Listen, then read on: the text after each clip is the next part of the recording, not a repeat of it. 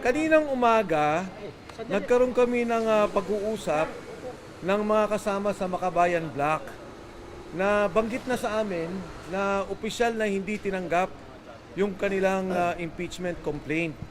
Kaya kami may prepared statement na kami tungkol dito sa ginawa dahil na-anticipate na namin na talaga magkakaproblema sa mismong pag-file namin. At katulad nga na nangyari, at na-anticipate namin, ganun nga. So if I will be allowed to read the statement to be clear, distribute na lang siguro.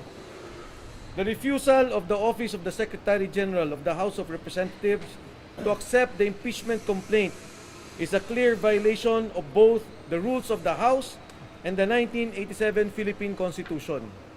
Under the Constitution, the House of Representatives has the sole power to initiate impeachment proceedings.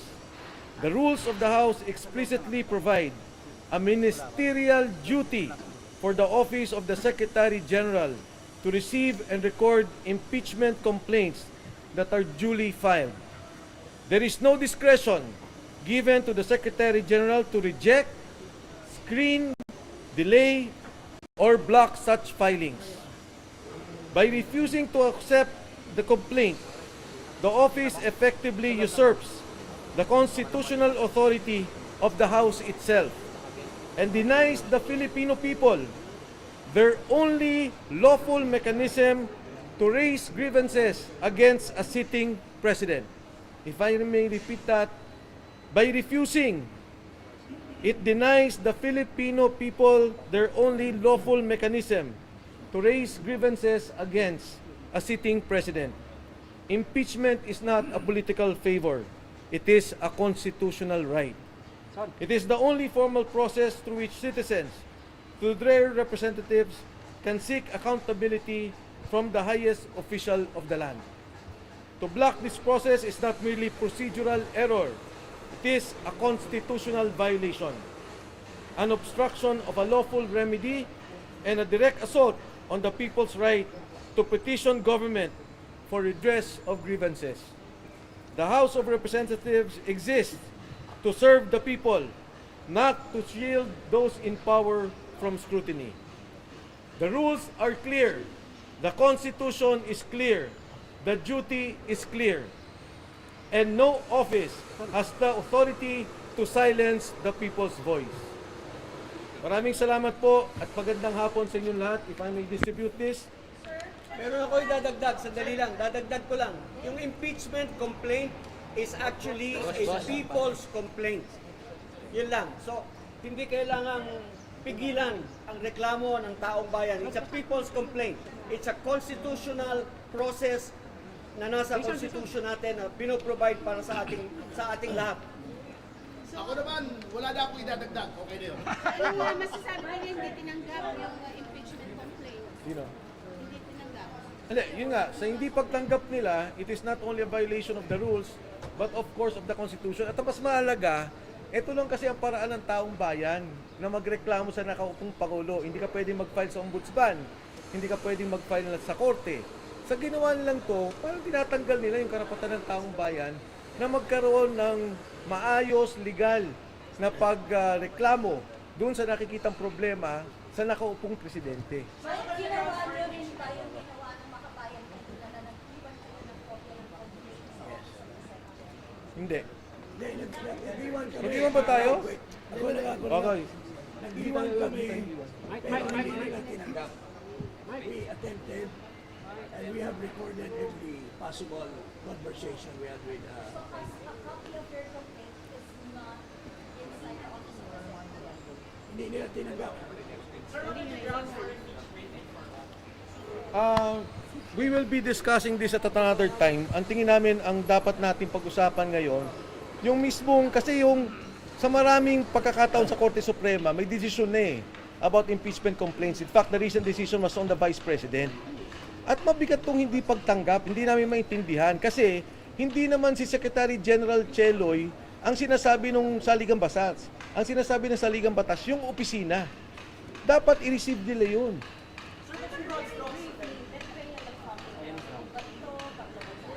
Yes, lahat. Marami.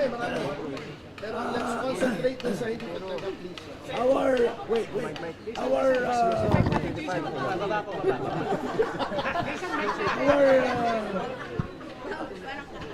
ano kasi ako paus eh.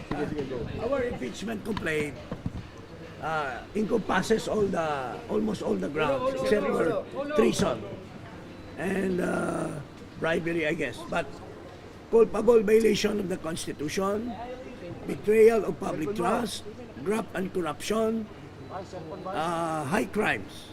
These are all embodied in our complaint against Marcos Jr. Ano yung offenses, sir? Offenses. Ano yun? Sa ngayon, we will call for a press conference tomorrow Press con kami para i-discuss yung details. Pero sa ngayon, yun yung statement namin. Ang hindi pagtanggap nito, ha? Pati yung endorser, kasi may endorser kami nandito. Pero siyempre, tatlo. Siyempre, nung nakita namin, nung na-inform kami ng Makabayan Block, and may mga kasama tayo sa Committee on Rules, dun sa nangyari, medyo nagulat na kami. In fact, nakita nyo naman, mali-mali yung dala namin. Pero kung ganito yung mangyari, napakapangit naman. Hindi maganda. Sigurado kami, yung first impeachment complaint is a scam complaint. At yung Makabayan Block, genuine complaint yun. Sinusuportahan din namin yun. Yung complaint namin is a genuine complaint, full of evidences, dapat tinanggap ng Kongreso. Babalik pa kayo dito sa Manila? Hindi kami babalik. Huwag ka muna mag-conclude. More or less tatlo. O ayaw ni Jing ako mag-conclude. Pero pag-isipan pa namin. Pero as of now, dapat it should have been accepted, period. No, they're not. No, they're not. Sir, ilan ang complainants at sino-sino? For the record. Ang mga complainants... Oh, yes, please. Lipat lang muna. Wait lang. Dito ka na, dito ka na. Dito ka na, dito kami. Si attorney na lang pala lumipat. Oh. Yan.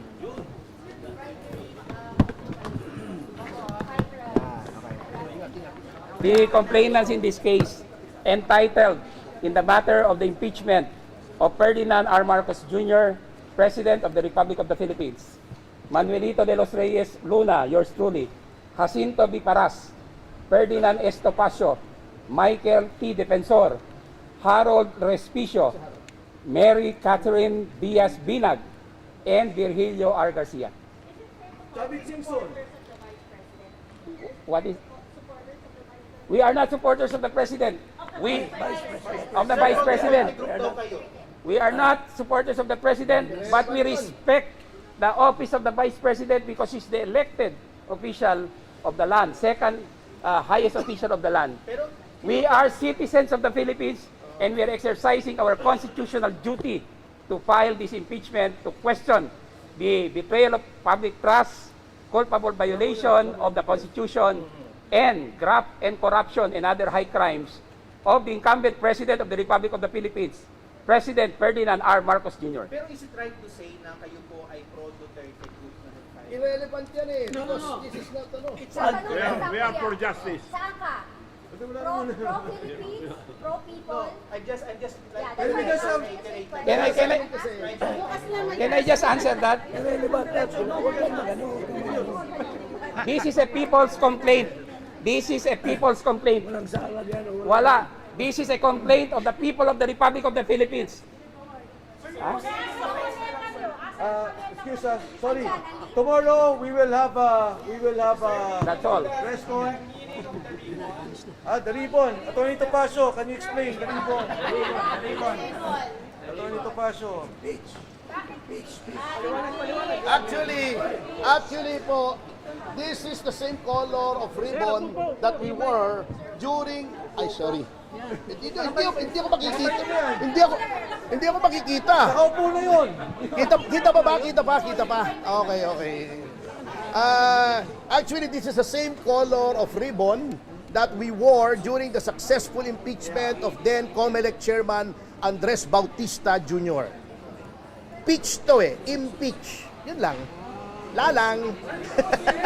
Manny, one picture tayo.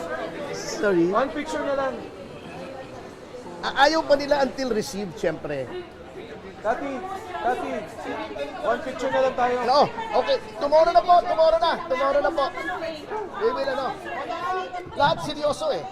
Attorney Topacio, our lawyer, ikaw ang humawak. Ikaw ang humawak.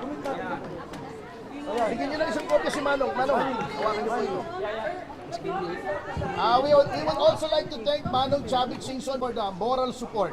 Hindi complainant siya. May complainant also. Hindi, siyempre, moral support din. Oo, go. Go. Dito, nandyan. Dun sa... Mare, No, governor is part of the impeachment of the complainant. ay, si ano, mamaya ka na mag-live kasi. Is the complaint related to the infra budget? All the budget. The entire budget. All the violations. Bukas na po. 2023 GAA, 2024 GAA, and 2025 GAA included. We don't know. We'll see po. But for some complaint, Secret. Secret. Hindi. Takot sila, hinaharas sila eh. Upon the request, we have to respect their wishes. Thank you everyone. Salamat. Bukas na po, bukas na. the complaint kanina. Okay, thank you. And then, See you tomorrow. Oh, lunch tomorrow, Max. Ikaw na. Press conference, Max Restaurant sa Circle. Anong gusto mo yung oras? Oh, lunch Parang time, umabot 12 o'clock. 12 o'clock. 10:30. Parang umabot daw. 11 tayo. 12 o'clock na lang para 10:30. 12 o'clock.